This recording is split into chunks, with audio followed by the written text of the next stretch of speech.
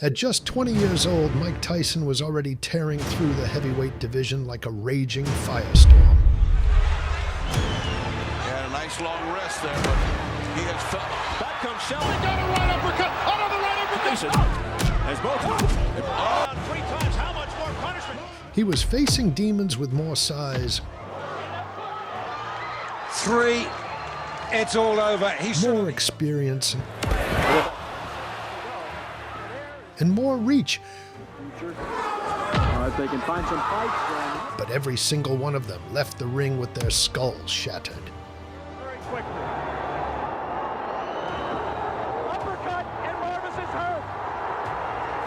In 1986, however, Tyson ran into something gigantically dangerous, even by his lofty standards. That test was a 6'6" Cuban heavyweight named Jose Ribalta, a towering behemoth built to crush. Ribalta was an intimidating challenge for a young Iron Mike. But what happened next would shock the boxing world. On August 17, 1986, Mike Tyson was still in the earliest and most terrifying phase of his career. He was a 20-year-old wrecking machine who was undefeated and blasting through heavyweights like a nuke.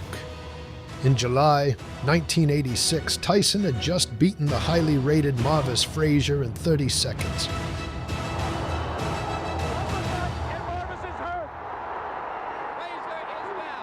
Just a month later, Tyson faced Jose Ribalta.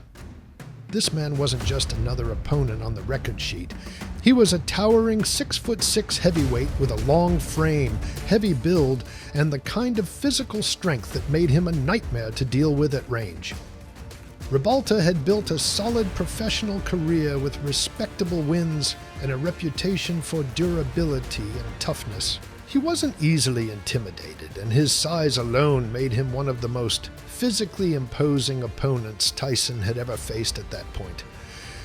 That's why this fight felt different. Tyson's power was proven, but his ability to deal with a giant heavyweight still wasn't fully tested. Could the 20-year-old destroy yet another monster? Or was Ribalta the one who finally posed Tyson a real problem? The fight started, and Tyson didn't wait to feel things out. Tyson has developed as a fighter. Left hand, throw combination, you have to have it all. And you said, I don't mean to take anything away from Tillman. He started closing distance like it was already decided. Big right hand again, but Ribalta is going like Ribalta.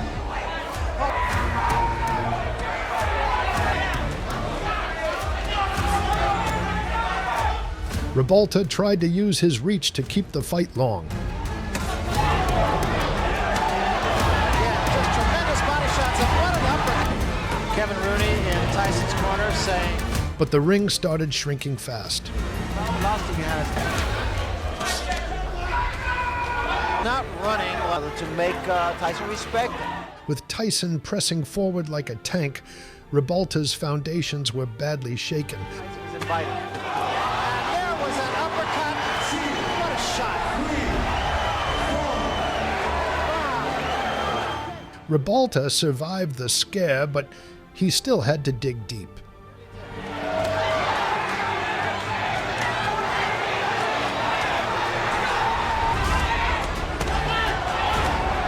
Because Tyson was walking him down like a bloodthirsty beast. It's a good left to the chin.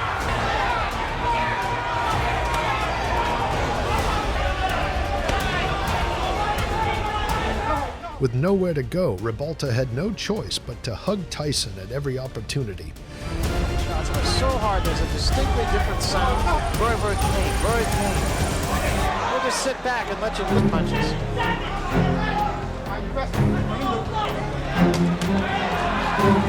In round 3, Ribalta was nothing more than a gigantic punching bag.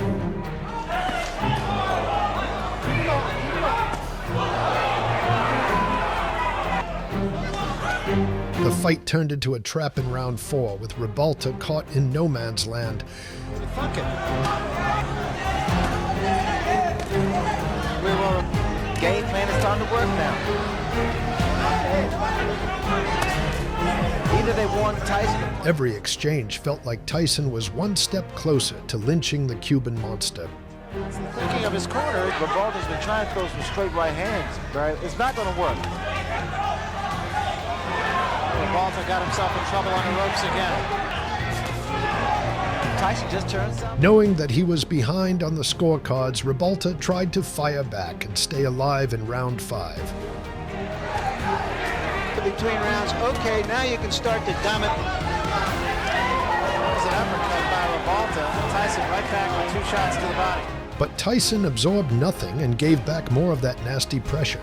And you would have found a lot of smart money saying that it would... Despite a fast start in round 5, the Giant's offense was tiny compared to Tyson's attacks. Tyson started digging into the body and breaking down the bigger man's base in round 6. By Rebalta.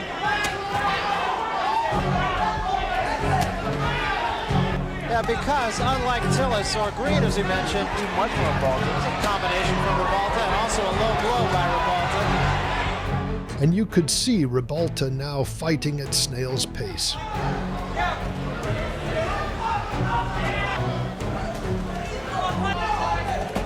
And also, like Tyson's going to say, Tyson just missing that uppercut. Tyson kept forcing mistakes, even in round 7, just by staying in front of Rebalta. And his corner would like him to. That was a good left hand. He still is not seen, as Larry mentioned, the bigger heavyweight Tyson. Rebalta remained dangerous in moments, but those moments were disappearing fast.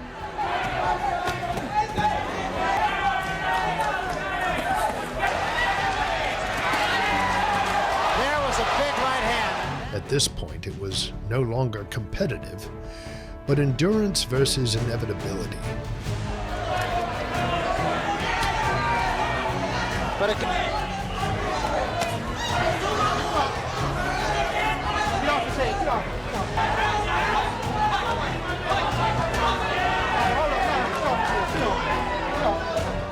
And the Giant's endurance was about to be shattered for the first time in this fight.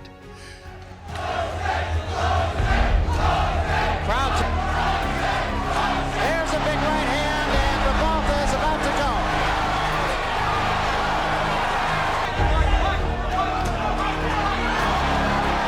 Jose got the worst of that. There is no spring, and there's a smashing left hand, and wisely. Rebalta refused to quit, but he was now taking his final breaths.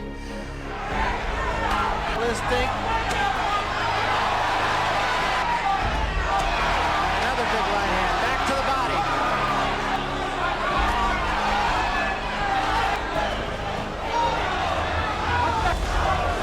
Oh, another big left hand.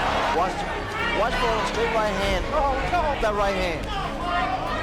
And soon, Tyson would land that Hail Mary shot. Oh, what a shot! And Rebalta's down. Let's take another look, Ray, at the end of it all. Big left hand there. That put Rebalta down. Hell yeah. That's a fighter.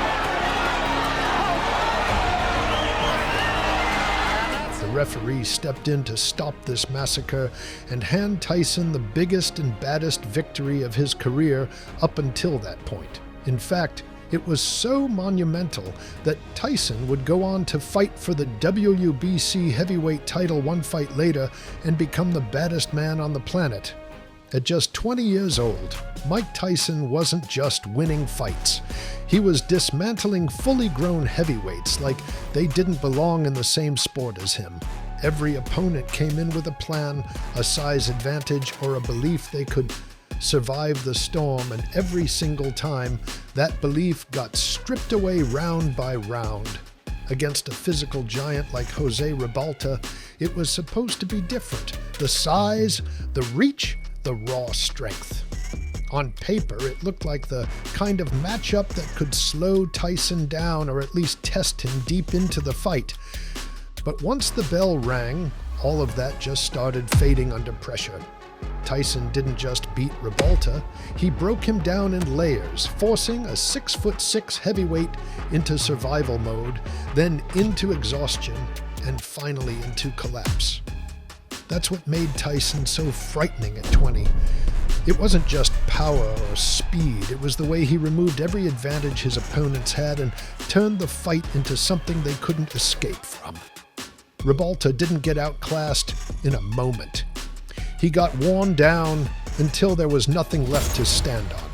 If you enjoyed this breakdown and want more deep dives into legendary fights and fighters who changed the game, make sure to like the video, subscribe, and turn on notifications so you don't miss what's next.